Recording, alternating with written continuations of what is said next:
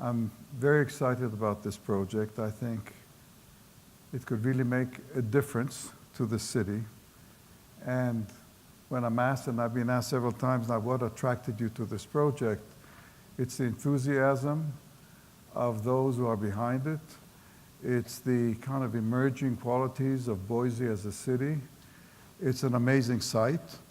And it's a good program because rarely are library and theater and the arts put together with a synergy that's going to make them so much more than the individual parts.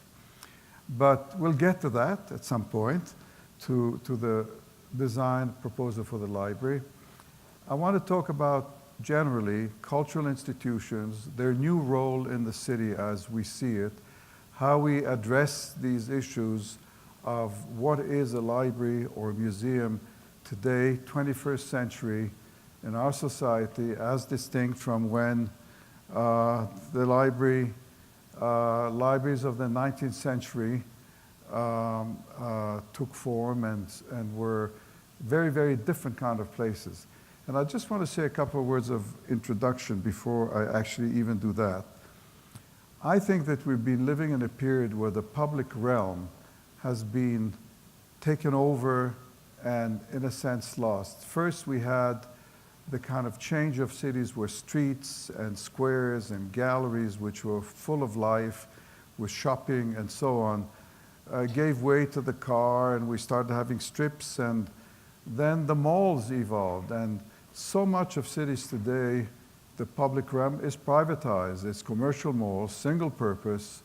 They don't have the mix of culture and commerce and civic institutions, the kind of mix that always made cities so vital. And I feel that there's a reversal. Shopping centers are now being kind of reprogrammed and repurposed, and the malls are, while they're still on a conquest role, I think there's questions about these introvert, very privatized malls. And when I say malls, I'm thinking Asian cities. The malls are 2-3 million square feet. They're 4 blocks of a city. You get into them and you're guaranteed not to find your way out. And that's the formula. Don't let them find a way out. I mean, we're designing a couple of them and it's a struggle.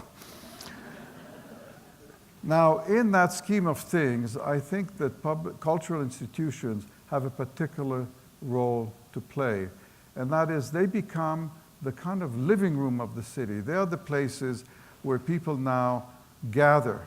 Libraries, first of all, libraries, because they're free, because they offer services, but museums and performing arts centers, and people don't go to hear music just because you could hear it at home more conveniently, but because they want to be part of a ritual of urban life, part of a community life.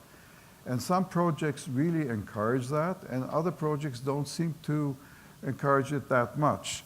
So I'm going to begin with a tale of 2 libraries. If I could, a tale of 2 libraries that we have worked on in the past, actually 20 years.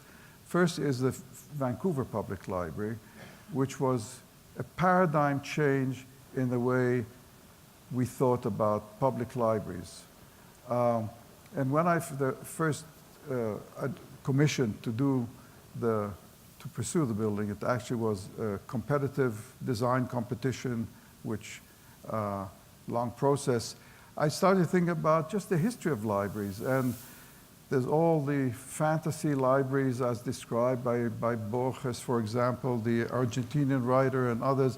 This was a rendering done of the fantasy library of Borges, and it's beautiful and it's exciting, but it's very opaque and it's very elitist and closed in. It's like a treasure house of books, but it's not exactly an inviting urban place. But there is a great tradition, and you go back to the Library of Alexandria. This is the National Library of France by the 19th century Labrouste. Great reading room surrounded by stacks. And this formula Sorry. Help.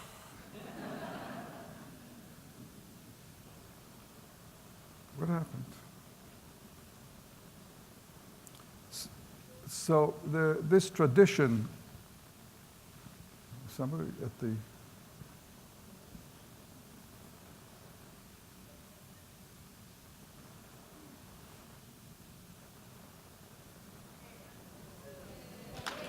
what did you do? This tradition of buildings which are kind of protective. This is the New York Public Library, but it's typical of 19th century libraries. It had a kind of imposing civic quality to it. The reading room was always at the heart of the building. It was surrounded by the book stacks, and as it turned its face to the city, it was opaque. Nobody knew what goes on in there except when you went in there. And when we came to the design process of the Vancouver Library, and there it is in the downtown Vancouver. The program was unusual. It said we should have reading rooms and we should have stacks and open stacks, all the things you'd expect. And then it says we want to have a place, a large space open to the public at large, which is outside the control of the library, a community room that will be open 24 hours a day. And how do you make this work? What is that room? And that was an interesting question to address, which actually led us to reinvent what the formula was. On your left is the diagram that could describe most public libraries in the 19th century. There's a great reading room, and it's surrounded by stacks, and it turns its back to the city. And that's the diagram that generated the design for Vancouver. The stacks are in a very efficient center block with all the processing of books and what goes with it. And the readers, the place, what I call the place for the community of readers, wraps around in a great gallery facing the city all around it, looking back to the stacks and looking out to the city. And then we invented a third element, which we called the Great Urban Wall. And it contained a large multi-level room, skylit, full of light, to which you flow in from all directions. And we nicknamed it the Urban Room. And for those of you who can read plans, you can see the plan of the building here, the big block of stacks and processing and circulation with the bridges that lead to the reading gallery, a place where you have more privacy than in a reading room, the traditional reading room, but you're still part of a community of readers, and you're connected to the city visually and otherwise. And this is the urban room, which actually is proven to be now for 20 years one of the most active places in downtown Vancouver. And so I'll take you on a little tour. You'll note this is the urban room, the urban wall with daycare centers and shops along it. The library itself is within the central block. We had to incorporate the federal office tower because they owned the site, which we integrated into the design of the library. And we had proposed then 20 years ago that the roof should be a public garden, reading garden available to the public, open 24 hours a day. And they said, you've gone too far. And I said, why? They said, well, can you think of the security and can you think of all the, this was then a drug district of Vancouver. All their imagination was wide open. They said no. And I'll come back to that later. I'm telling you that for a reason. And so you approached the building and you guys sort of just slid right into it and you came into this urban room. And again, big libraries, you always need to know where you are. You should never lose your way in those cultural complexes. And as you came in here, there were seven stories of library departments, completely visible. You could see where you need to go. You could see where everything is. And here you had shops and the kinds of cafes and so on that kind of have the right mix of activities and exhibitions and so on and so forth. And this room just became a part of the life of the city, receptions, dinners, celebrations, et cetera, et cetera. So that's what I mean by a cultural building becoming more than just a place to go to read books or to get classes, that it becomes something which is the center of life of the city. And lots of new technology. You could see we introduced the concept of subfloors where you could rewire and distribute data. This was before laptops. In fact, before computers at the library. We were able to make that transition just because we had those subfloors, so that you actually have to make these buildings really flexible. They have a long life, and it takes this kind of technology to. And here you see the reading galleries where you have a sense of privacy, but a sense of community looking across from the stacks towards the reading carrels. And again, looking out to the reading galleries and the atria. And again, as you flow through into the urban room from the other side of the building. The building was made all of precast concrete, which was serving as formwork where we could pour structural concrete into the molds, thus getting a very powerful, strong, earthquake-resistant building with a beautiful finish of precast concrete that was made with local red granite, hence that beautiful color. And this, the building looks as well finished today, 20 years after, as when it was built. So some years later, Salt Lake also decided to build a public library. And by then they had gone to visit all the recent libraries, and they went to Vancouver. And they liked the idea of the urban room. And they called for an invited competition. This was much tougher getting a job than coming to visit you and just, you know, love at first sight. And this is the library site. It's right next to City Hall. You see the Wabash Mountains. Really a beautiful site. And they were ambitious about it in the sense of the urban room and a building that transforms the downtown. And it's tougher to transform Salt Lake downtown than to transform Boise downtown. I mean, the blocks are 600 foot square. The roads are 7 or 8 lanes wide because they had to have the carriages make U-turns when they planned them. And so it has that kind of very elusive scale in terms of urban life. And they presented us with this master plan, which I think was well intended, but really posed the problem. They placed the new library at this corner of the site where there would be new transit. The old library would be converted to something else. And they asked us to create a vital, active, urban outdoor piazza in the center of the block, the rest of it being housing. And in the life of me, I couldn't figure out how, hidden from the streets and kind of enclosed and surrounded by that kind of program, this would be a vital urban place. And so the question was, well, what do you do to make this more than just a place that looks good on plan? It says urban piazza. Students love drawing coffee houses all around, 35 coffee houses, like there's enough business for everybody, and feel it's going to work. I didn't do it again, did I?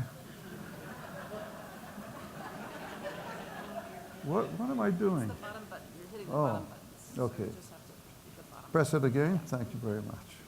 What would I do without you? And again, in plan, this is the street with the transit arrival. A little piazza leads you in, and you discover this urban room. Shops along it, auditorium, cinemas, more cafes and shops out there. And then as you flow out, you come to this piazza that connects to City Hall.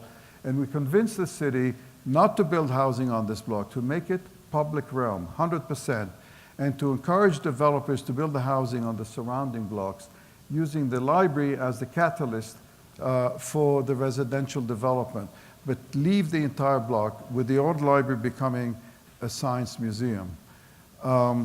We also proposed that I missed here a diagram, I think. There it is. That there'd be a roof garden, a reading garden. We never give up.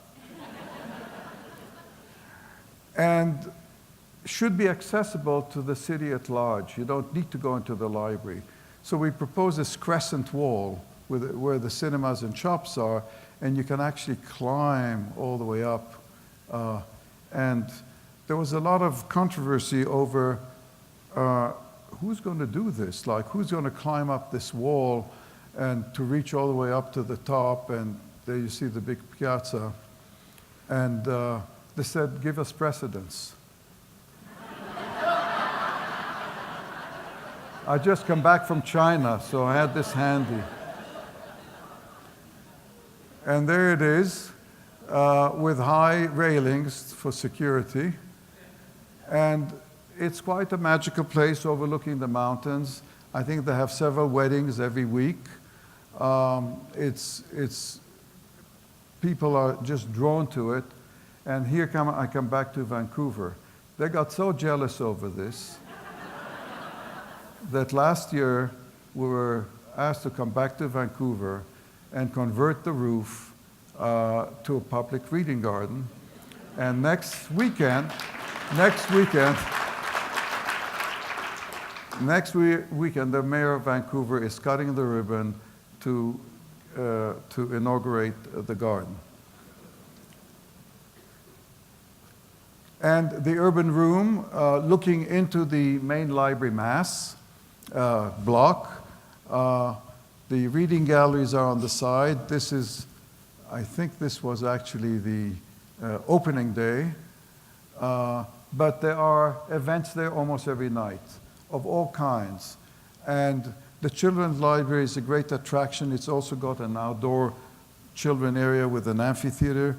And the children are below these shades where they can pull them around and create intimacy with a whole series of reading rooms and event rooms for the kids designed by different artists.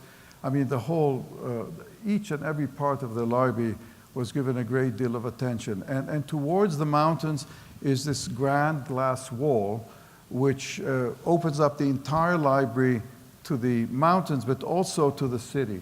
So as you move around the city, you are drawn into the life of the building. It kind of seduces you, and because it tells you what's happening within it.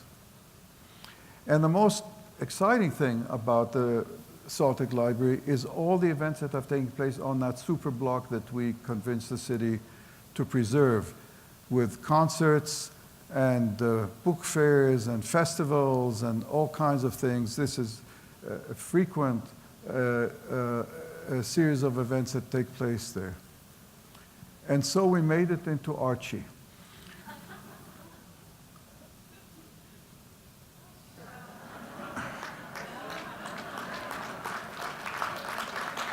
For those of you who can't read at a distance, this is the world-famous Salt Lake City Library. It's awesome. Wow, and double wow. Throw a triple wow for me.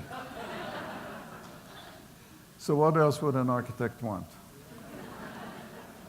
I'm going to show you two more projects where the mission was a place for culture, a museum, conference center, but also a hub of the community. One is the Skirball Cultural Center in Los Angeles, on which we've worked intermittently on many phases for 20 years, and the more recent Crystal Bridges Museum in Arkansas. And both of them are not quite what you'd call an urban site, but in that sense they're also a challenge, because how do you create a place of community not in the context of a city where people flow naturally, but one in which they're isolated. Skirball Center is off the 405 freeway, just below the Getty, for those who know LA. Further up the freeway, Getty is on top, and they had a big budget. We're at the bottom, and we had a smaller budget, and hence we also built in phases. And the site that was made available had been a garbage dump for 30 years. So it took some cleaning up and degassing. And then the site also had all the California specials. It was over a fault, earthquake fault. It's a fire hazard because of the hills, and it's in a mudslide area. And so the advice of the engineers was build a building concentrated in the middle and leave the rest of the land alone. We have a mudslide problem there, and we have a mudslide problem there. And we actually worked very hard to take all these problems and make them into an asset. The mudslide became a basin in which we put an amphitheater. And the fire break that we had to create became a sculpture garden, and so on and so forth. So we worked with the constraints of the site. And there it is, built over, the first phase was the museum and the conference center here, and then we expanded galleries, amphitheater in the mud basin, and a children's museum, and then event halls, and more classrooms, and more activity spaces, and so on. And this place is just hopping year-round, and it serves the entire community.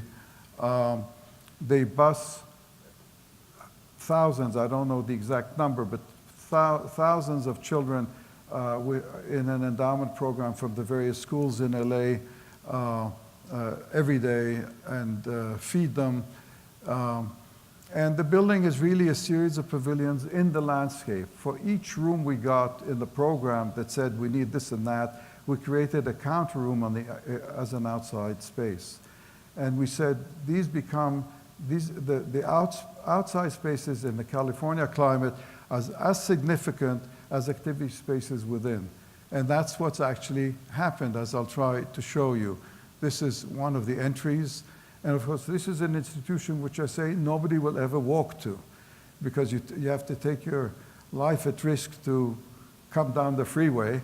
And so this is a place you arrive by bus or by car. And it became part of the issue of this whole sense of arrival. It's got galleries with permanent exhibitions about the American Jewish experience. And it's got changing galleries. This is one of them where the kids are installing some exhibition here. It's got a children's museum centered around Noah's Ark and a whole series of animals and rainbows, which is one of the more popular children places. This is the sculpture garden that runs along the edge, which is also the fire break. And this is one of the courtyards, which has many, many lives. Garden, it opens to the natural landscape. It's the place of concerts, weddings, talks by authors. This is a mud basin, come amphitheater. And there it is in full action. And forever, the architecture and the landscape are so intertwined that they're totally seamless. Is this a building? Is it a landscape? I hope there's no answer. Crystal Bridges is in Bentonville, Arkansas, and the initiative for it came from Alice Walton, who is one of the heirs of Sam Walton, the founder of Walmart. And she put together a major collection of American art and commissioned us, I think it's about 10 years ago now, to create the Crystal Bridges Museum. The name came from the design, and I'll explain that in a moment, on the family estate which abuts downtown. So this is downtown Bentonville, and I warn you not to open up your imagination too much about the term downtown. It does have a square, and there's a little 5 and 10 on it, which was the first Walton Walmart. And there's trails here, but this is a family estate with a beautiful house by the great American architect Fay Jones, the family house. And the question was, where do we build? This was a case where the client says, where should I build? Not, you're going to build there.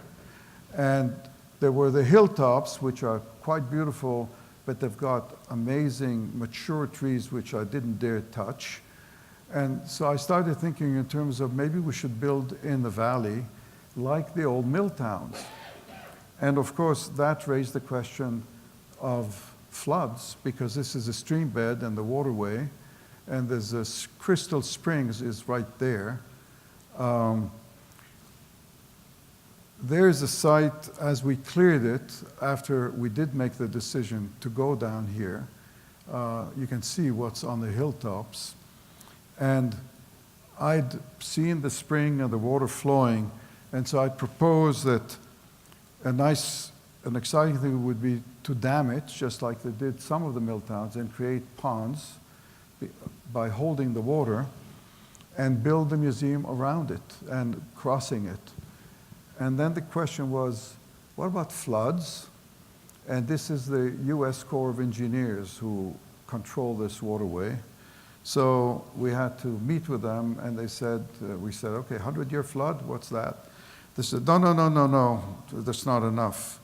500-year flood, not enough.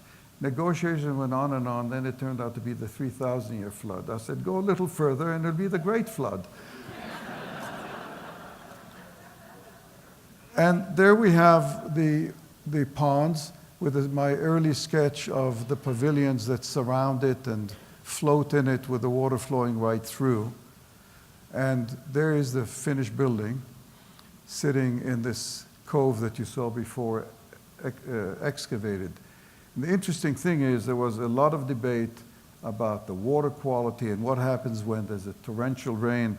And when there's a torrential rain, the water coming out of there is actually a waterfall. The water shoots all the way out to there. It's a sight to behold, because you feel the force of nature coming through, and wouldn't that become all full of mud and stuff? Actually, what you see here is untreated. It's completely part of nature. It's adapted ecologically. It's got turtles and fish and God knows what. And the water just goes right through in a perfectly balanced ecological condition. One of the questions about getting buildings to feel like they belong in that place was, how do we build this museum in such a pastoral site? And we decided to build it entirely out of local Arkansas pine. So the roofs are copper, and the structural walls are concrete with wood inlay into the concrete. But the structure itself of the entire building is laminated wood beams, very high tech, but straight out of the Arkansas forest. And you see here, these are the buildings that bridge across. The floor is a dam that holds the pond, but the roof is like a bridge. It's a suspension cable that goes from edge to edge, and it supports the wood structure. And all the galleries, all the buildings are built that way and are able to span. So you come down from above into the valley through these elevated towers, and that's one of the bridges that greets you, which is a social space and restaurant with the ponds on either side. And you start flowing, and as you flow, you're in nature and back in galleries, art and nature. We visited, during the design period, the Louisiana Museum outside Copenhagen, which is one of the few museums in the world that I know that has pavilions of galleries as buildings set in a landscape on the seashore. And that convinced everybody that yes, we could do it. And so you move through from pavilion to pavilion, and it opens up to these extraordinary views of water and the hills around you. And then art is set outside them and the galleries within them. And as you come through, there's a gallery, beautiful soft daylight coming through, and more galleries built with the wood structures above them with light coming from above. And each time that you walk through the building, it connects back to the outside, allows the stream beds to flow right through under. So you sit here, and on a rainy day, this is just the water gushing right through under you into the stream bed. So you really are kind of in observing nature and observing the seasons.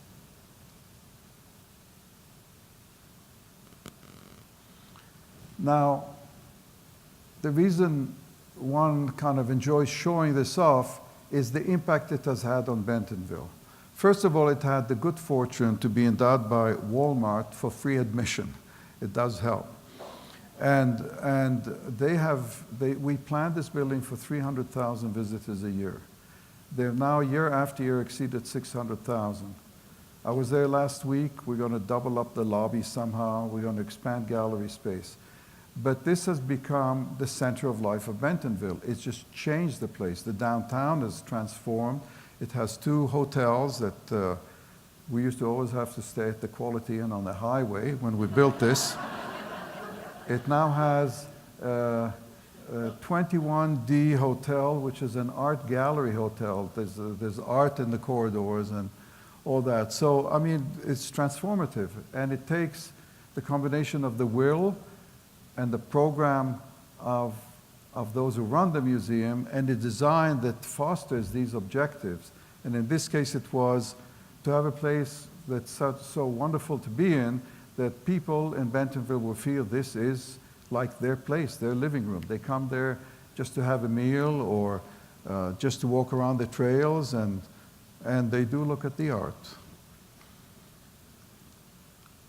So we come to Boise, and some of the thoughts we've had for this building, and as I was asked today, how much of it is Boise and how much of it is things that you've done in other places. And I think it's always a fascinating combination. For me, every project is unique to the program and the place.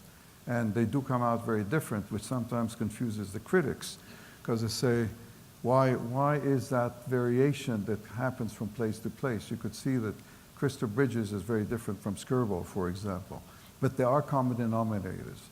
The quest for daylight, the integration with nature, the attempt to maximize the quality of a site. And I call it the secrets of the site. You got to walk around that site and just start discovering what does it have to offer? How do you maximize that? And this was one of the early sketches after our first meeting, where there's the river and the green belt sort of flowing. And I felt that this is 8th Street and this is Capitol Street. And somehow we had to bunch up the flow of people that'll be coming from both sides and funnel them in a kind of pressure chamber right through to the water. And then we struggled. Library on this side, theater here, the arts program there. I mean, for several weeks, the models were, we built big physical models and we play with blocks. We get paid for it too. And so how to funnel through, and then how to have the theater celebrated by Capitol Street and the library kind of relate more to the memorial, to the Anne Frank Memorial. And above all, to have a great room, transparent and open room, that becomes so much part of the river that you're like in the river when you're in the building. Because when you move back, not very far, you don't even know the river is there. It's not so wide.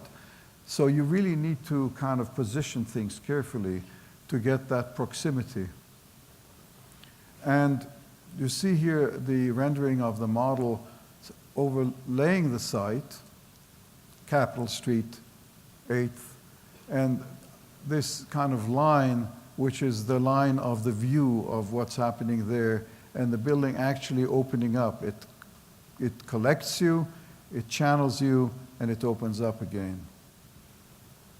So as things ended up, we have the library forming this block, the water is here, the theater is the blue, the arts and history. There's an active piazza on the street side, the city side, and some parking beyond that. And then this is the park pastoral side. But we also have an entrance from the riverside. So as you come down the trails, and as you running along the river, you can come into the building from this end and from that end. So it's a building of many entries. And this is a photograph of the model. We are here on Capitol Street. The river is there. We're flowing in from either sides. We flow in to this active piazza. There's a cafe here that opens up. There's some parking and bicycle parking here, and you flow into the entry. The arts program is along, opening up to the piazza. The theater is there, entering from the urban room, but also has a separate entrance if it's after hours or operating separately. The roof of the theater is a garden and an amphitheater for talks and recitals, small amphitheater overlooking the park to the west. And so is the roof of the Arts and History Building. And as you cross the bridge, you'll recognize the railing, this large glass expanse, which we need to figure out how to shade carefully and prevent the birds from flying into it. That is what greets you, and at night it will glow, and during the day, because we do not use tinted glass, we use clear glass, you'll see right into it, and there's the theater, and moving towards the Capitol, which you see right down there. Or looking across, this is the bridge, the railway bridge. I think that'd be a great place to have an apartment on that bridge. But there's a memorial, and it seamlessly flows and integrates into the library, and we might have some access at this point. And again, that side facing 8th Street with little courtyard gardens connecting to the library. And so this is arriving from 8th Street, and you ascend either by ramp or by foot to this plaza level. There's a coffee house, and there's the arts building with the arcaded walk that leads you to the roof gardens, which we will have open separately from the building, so you could visit it anytime. And then the main entrance leading to the urban room. Urban room, library, theater, arts, all come together. What you see here is not a polka dot floor. Actually, it's the shading pattern from a roof that we will develop that has within it kind of elements that give you the feeling that you're under a tree. So in order not to overheat, we are creating these printed patterns on the glass that are going to give you that sense that you're under a tree. And then as you do that, you see right through to the river beyond. As you enter the great reading room, there it is, and there are reading galleries that literally hover over the river and the park. There are 3 major beautiful trees that we are preserving that literally will touch the building. And again, looking towards the river and Capitol Street as it crosses the bridge.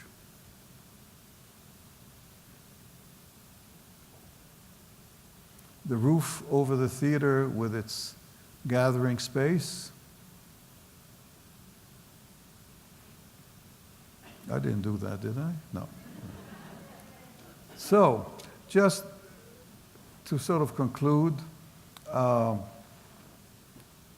each of these building types actually begins to transform our notion of what they used to be.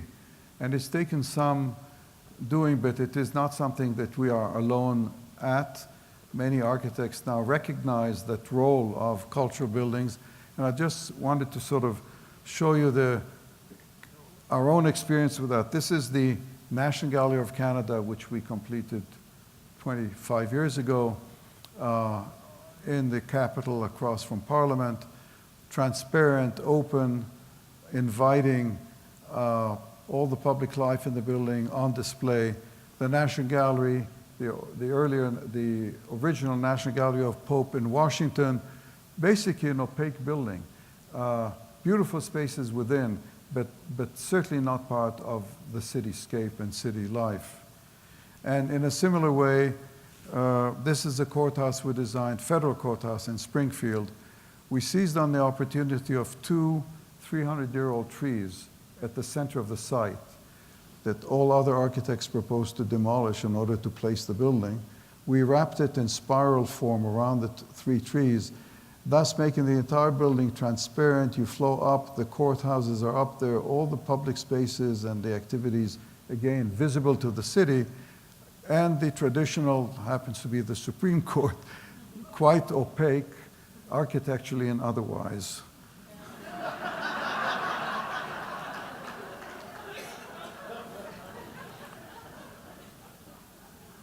And finally, the kind of traditional performing arts building. This happens to be the Vienna Opera House. And in Kansas City, the Kaufman Center, we took the lobbies and joined them into one great public space and turned it towards the city to the south. And this is a place of much rich public life, well beyond just a performing arts center, as it faces the city. So, all being well, we will move forward to develop the plans. There'll be lots of discussion. There'll be lots of presentation. We hope to get feedback. We are not cynical about the feedback. We listen. We usually find a way to turn things for the better. I'll give you one example, not community feedback. In China and Singapore, you have to do feng shui. You know what feng shui is? It's, I guess I shouldn't call it superstitious, but thoughts about what makes a building work and for good things to happen in it. And when we designed the Marina Bay Sands, there were 3 towers and a symmetrical sky park sort of straddling both sides. And the feng shui master said, symmetry not good. And we then pushed the sky park asymmetrically, cantilevering it 60 meters, 160 meters, 100 times 3, right? 180 feet out asymmetrically to become the most important symbol. So thank you to Feng Shui and thank you for community input. Thank you.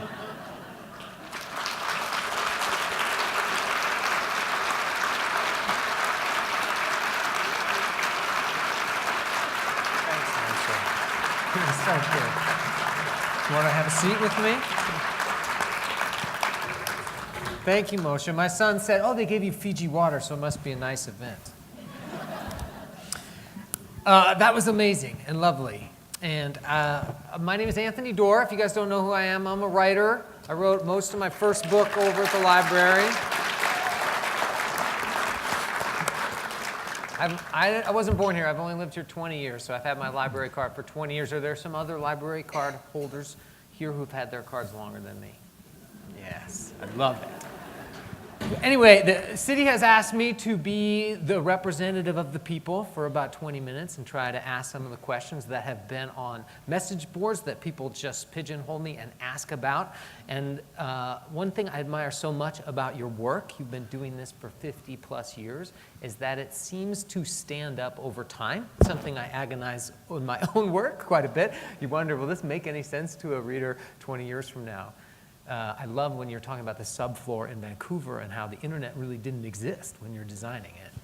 What challenges, what kinds of things, I'm thinking also in terms of parking, even autonomous cars, the kinds of things that will bring our grandkids to this library here in Boise, what kind of things are you thinking about and how do you get your structures to stand up both physically and spiritually over decades, hopefully 100 years this library will be used? The physically is easier than the spiritually. The physical is to really craft buildings well. In the vernacular, like 19th century, they had, things evolved, masonry buildings, they had details, they repeated them, they knew how to keep the water out. I mean, then we got very adventurous and everybody was reinventing the wheel every time they did the building, hence the 60s building, they leak, they still leak. And had real technical problems. And, you know, somehow I became convinced, together with several other colleagues, that contemporary buildings need to be crafted in the same careful way so that you use durable materials and you detail it in a way that can take the wear and tear. And in institutional buildings, there's a lot of wear and tear. So you need to design it for that. But the spiritual part is tougher because life changes and lifestyle changes, but also taste changes.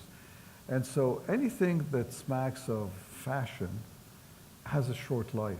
And, you know, when architecture is full of waves of fads, postmodernism, deconstructivism, and all these isms are short-lived. I mean, postmodernism, buildings that used to be on the cover of magazines, are sort of, you look at them and say, really? I mean, it's because they were about one-liner ideas. And so I think doing things that have deep meaning, and only for that reason, deep meaning, have a chance of having a long life and being timeless.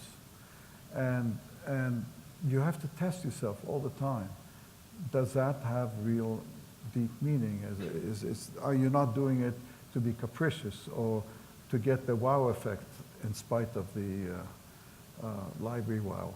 Absolutely, because it's the difference between somebody coming to a building because a star architect built it and returning to the building over and over because they have affection for being in the space. And I think affection is the key word. I think buildings have to be beloved. And when they're not, you see that people are tough on them and rough on them. And you see graffiti on them, and you see just violence. I'm talking about public buildings. So I think it's a matter of essence and not falling into fads. That's what I love about libraries. As a child or a teenager, when you take a book out, your parents are like, you have to treat that book with respect and return it. It's a way of educating yourself that this is community property and treating it well. Something special about that. You talked about secrets of sites, and you mentioned the 3 trees. Talk to us about what secrets you've discovered, what you feel, what personally you feel connected to on the site. You've mentioned loving this particular site here in Boise a lot. Well, the key thing about the site is the river. But you need to understand also its limitations and its promise. There's something beautiful about the flow of the water, the way the light sparkles on it, and the way it will change with seasons as it goes up and down. And I haven't seen it in all the conditions, but it's also very locked in by the vegetation.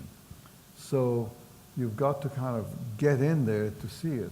And so I think the secret of this site is, in a way, if you want to really enjoy the water and the river and all that, you got to get in there. So the one thing that kind of fascinated me are those 3 trees, because one of them looks to me like 200 years old. And I think by positioning the building where we did, and this was a matter of feet, like thinking like how close can you get to them, you almost get the feeling in that room that I showed in the rendering that you're in a tree house. When we'll make the models carefully, you'll be able to see that you're like in the treehouse. And I think that's just an exciting feeling, you know? You're sitting up on a gallery, you're looking down on the water, and the tree is kind of, you're in the tree. And that's what this site has. But the site has the north end, the north side of it, which is more challenging. Because right now we've got an industrial building where we're going to maybe do the parking. It's an industrial building. It's opaque, there's nothing there. And so you got to build on what's going to happen around it. But to do that, you need to anticipate and make it encouraging for what happens around it. So on one hand, the traffic flows, the pedestrian traffic flows in, but then we try to give it a bit of autonomy. This little amphitheater planting area gives it closure, but still it's part of the street. And that'll be a tougher thing to program. I think we do need a couple of outlets there, food outlets or drinks, and not at winter, but in the transitional seasons, it's in shade. Yeah, so that's a tougher space. Yeah. I know there are a lot of people here thinking about this word. There's a word floating in their mind. The word is the cabin. And when you mention the site plan and you mention the proximity to the river, you mentioned the Anne Frank Memorial, but the cabin wasn't mentioned, and I can involve the mayor ask me, so I didn't mention. Right. Okay. Yeah. But I wondered what you think of the site. It's an amazing literary center. The director is here. They do a lot of programming all over the city, but it is also on the site. They do work on the site. They do summer camps. I'm an outsider, so I can speak as an outsider. In a way, I came and I saw this cabin. I think it's a charming cabin. I understand it's built in the early 40s. And it's getting good use, and there's a lot of affection for it. So you have to deal with it with respect. However, we are assigned to put a major public building, 100-year life, say, building, right on that site. So there's a tension, as there was with Anne Frank, but Memorial. So there's a tension. And the question is, in the balance of things, how is best to deal with it? First of all, when we get our building built, it won't be the same for the cabin. Our building there will transform both the memorial and the cabin. I mean, the cabin sits there surrounded by trees, nobody's there, you're far away from anything. Now it's going to have a 7 or 6 story high equivalent, it's 4 floors, but tall floors, right over it, hovering over it. So it's not going to be that beautiful pastoral thing. You're going to feel like you're under the gun there, somebody's watching you. So things are changing. Now, the question is what's best in the balance of things? How do you deal with that? I think that lifting that building, which is not a technical problem, and putting it on a similar beautiful site facing the river, this side or that side, will not take anything away from it, will probably be a better operation for those who are in it today than being under our construction, not to mention construction time while we're building. And the library will gain more openness to the river. So I think it's a win-win situation. And I mean, if this was, a 6th century building in a 6th century district, let's say you can't move it, you can't touch it. But why not move it to a beautiful adjacent site and everybody wins? But that's an outsider speaking. I'm sure there's emotions about it.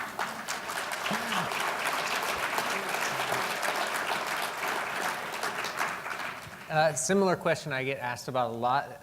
We are all grappling with change. I think those of us who have to drive our sons to a cross-country meet in the morning in Eagle are already planning, like, how many cars are going to be in my way? What is parking? What is the accessibility of this building in 20 years and 30 years? How do you even think about that stuff?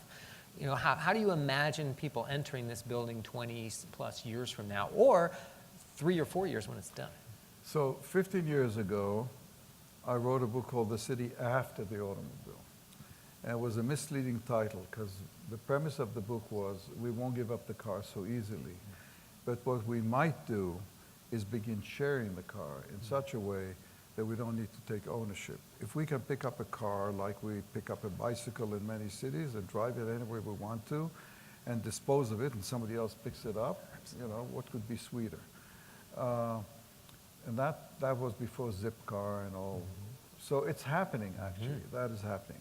What I didn't imagine in my wildest imagination when I wrote that book was that we will probably be in our lifetime, certainly the lifetime of the younger people here, with driverless car. And driverless car is total revolution of what cities are all about. So, if we had 4 hours, we could discuss that, but I don't know. It's going to change things drastically. Many of our projects right now, where we have to provide 4,000 parking spaces or 3,000 parking spaces, the question is there, how do you transform it to usable space when we have less cars? Right. And it's a valid question, because I think it's happening. It'll take, more time, less time. So there's the immediate question. You can't make this work without parking, and we need it. And the long-term question is how fast will that diminish and how things will transform when other means are available for mobility. Right. And nobody knows the answer right Right. now, in my opinion. What some folks may not know is some of your projects deal in such innovative ways with mega scale, these problems in China where 1 million people are moving to a city in a couple of years. Oh, it's amazing. It's overwhelming. Yeah. Okay, one other question I hear a lot about is birds. You mentioned it briefly, but I think you have some really interesting ideas about ways to avoid bird strikes. Those of you who don't know, especially a building lit at night, lots of birds love to be drawn to glass for a number of different reasons. How do you think you can ameliorate that impact? Well, we've been experimenting because we built an extension to our office with a nice glass wall, and one morning we found a dead bird right in front of it, so we realized we had an issue. Actually, in our case, we were advised to hang some three-dimensional birds on the glass, and actually that pretty well stopped it, but I'm not sure that's foolproof. There's other people are working on the problem because it's in the age of glass architecture, it's a big problem. There's now experiments which are on the market of sound waves that discourage birds from coming, kind of a sound, a sound you don't hear yourself, but that is discouraging to them, and we're looking into that. We certainly will have to deal with a site that's highly forested, and there's going to be birds there, and that large glass wall needs to be addressed. Just a few more questions, and then we'll let you go. And I also want to remind everybody that there will be more open forums in the fall, plenty of other times where citizens will get to speak and participate in the design process. That lens wall, for those of us who have some windows in our homes that are south-facing here in Boise, know well that it gets incredibly hot in August.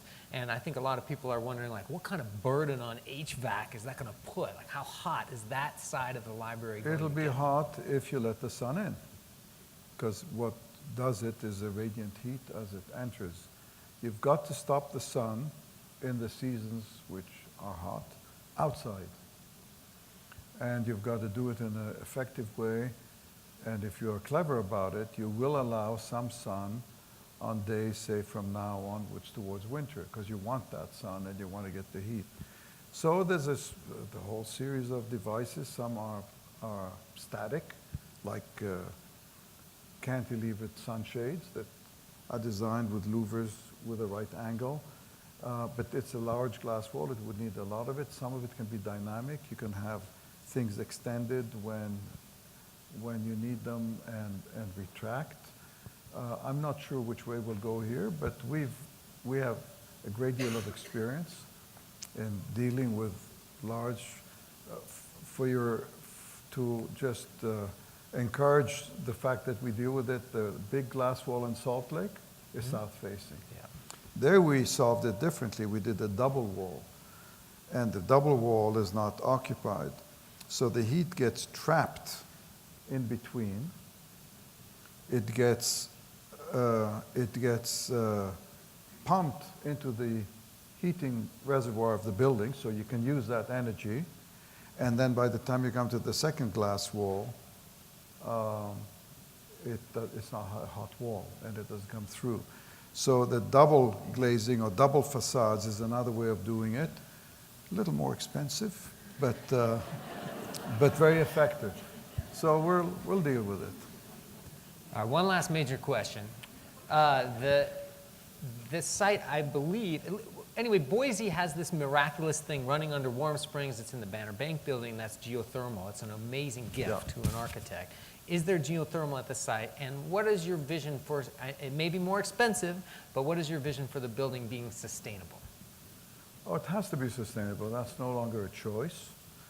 And we have brought on our team Atelier 10, who are London-based. They have a New York office with whom we've worked now on several very demanding projects. And the objective is to make it platinum, LEEDs platinum. I mean, it's now an issue of responsibility. The big threshold between doing a gold building and a platinum building is that a platinum building, you need to invest in certain systems which will pay themselves in 5 or 6 years, but not instantly. Crystal Bridges was designed as geothermal, complete self-contained. It was a premium of $3 million, and it didn't happen. And even though a painting was bought that week for $38 million, so I mean, it's tough because there are budget pressures, and yet you want to be. So we will work together with everybody and try and do everything that's easy and passive, and also some of the energy collection, electric generation, all of these things. So it definitely would be a high level of sustainability. Thank you so much, Moshe. Last question. You've done so much for so many cities. We're so grateful that you're even interested in our smaller project compared to some of your big projects. How can our library be cooler than the Vancouver and Salt Lake libraries?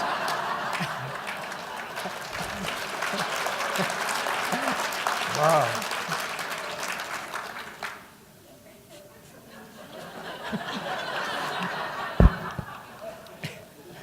Each building is cooler and cooler as we go along. Right. Just keep Wait getting a better. few years and it'll even be cooler. Thank you so much, Moshe. Thank you all. Thank you.